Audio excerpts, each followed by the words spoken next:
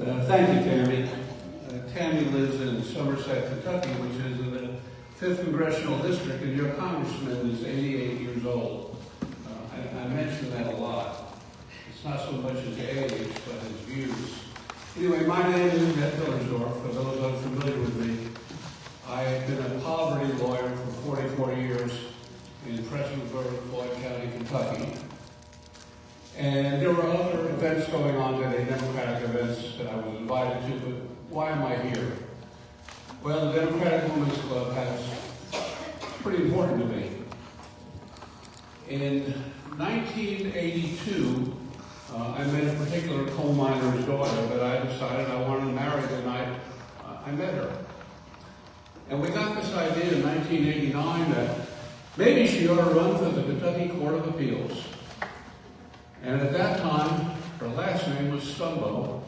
So immediately all the Republicans were against her because she had these cousins named Grady Stumbo and Greg Stumbo. But regrettably, so was the Democratic establishment. Bert Combs, Wendell Ford were against her. And we had this problem also, lack of money and the fact that Janet was pregnant. I think we got outspent $300,000 to $40,000. How did we win? There were two groups who rallied to our side. The Democratic Women's Clubs throughout Appalachia and the United Mine Workers. It was interesting, I spoke to the United Mine Workers a couple days ago, and I said the same thing I just said to you all, that Janet never would have won in '89. And by the way, it wasn't until 1993 till Kentucky finally elected a woman to the Kentucky Supreme Court. Where did we crack that ceiling? Did it happen in northern Kentucky, Louisville, Lexington? We got it done in Appalachia when a true coal miner's daughter, Janet Stumbo, was the first woman elected to the Kentucky Supreme Court. But it was interesting, yesterday I talked to the head of the UMWA, who, by the way, endorsed my candidacy, and I asked for criticism of my speech. And he said, his name is Hawkeye Dixon. And Hawkeye said, the more you talk about Janet, the better, because the United Mine Workers take great pride in getting Janet elected. Anyway, why am I running? Folks, I live in the 5th Congressional District. If you hear nothing else I say today, listen to this. We have now passed the Bronx. We are the poorest congressional district in the nation. 9 of the 10 poorest counties in Kentucky are in the 5th Congressional District. The big, ugly bill, it will be catastrophic for my region. Hal Rogers cast a deciding vote. It was 215 to 214. And that morning when I watched the Republicans jump up and down, chanting USA, USA, it just sickened me. In Appalachia, we already have a rural hospital shortage. The big ugly bill, it is so awful on so many levels. The Medicaid cuts, $880 billion, which will cause 11, 12 million to lose their benefits, will hit the 5th Congressional District the hardest of any in the country. We already have a rural hospital shortage in Appalachia. I live in Floyd County. 3 counties that border Floyd have no hospital. There's no hospital in Knox County. There's no hospital in Martin County. There's no hospital in McGoffin County. Interestingly, there's a study when the Medicaid cuts hit. By the way, they won't hit until after the midterms. Which state in the country will lose the most hospitals? I think 7 or 8 out of 8.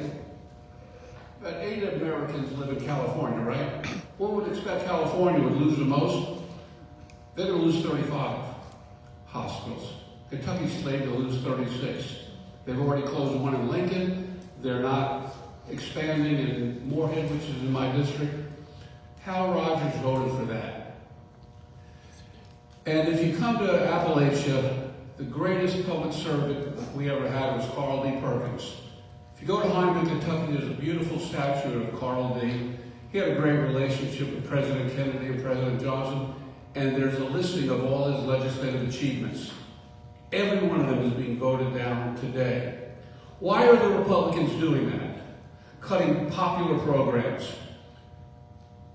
The Republicans are smart. They realize the kind of people Ned Tillersdorf represents, people on Medicaid, people on SNAP. They don't vote in high numbers. They certainly don't give to Mitch McConnell's, so the Republicans think they can crush them. Is that going to happen this year? I'm actually optimistic.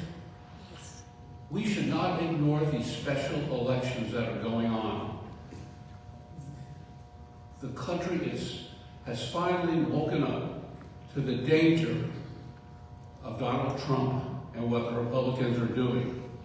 We do have a problem with the media still think the Democratic Party in Kentucky, we're down, we can't come back. I think that's utter nonsense. These special elections, I don't believe in the pundits or the polls. I believe these special elections, those are real voters, and we are winning everywhere. By the way, there's a poll in my race. I love it. In Pike County, they do these internet polls. I think they polled 1,400 people in Pike County. I bet 72%. And here's the best part. Hal Rogers came in third. There's a Pike County candidate. I don't know if that's real. I've been running around. I probably made 40 campaign stops, 50 campaign stops. And you know, I always open it up for questions. And I've been campaigning mostly in the southern part of my district, which is a red Republican country. And the only thing people ask me about is, Ned, are they going to close the Middleborough Hospital or not? That's what people care about. You know, one thing it hit me this week before I spoke to the UMWA. If you get on Netflix right now, watch the movie Nuremberg.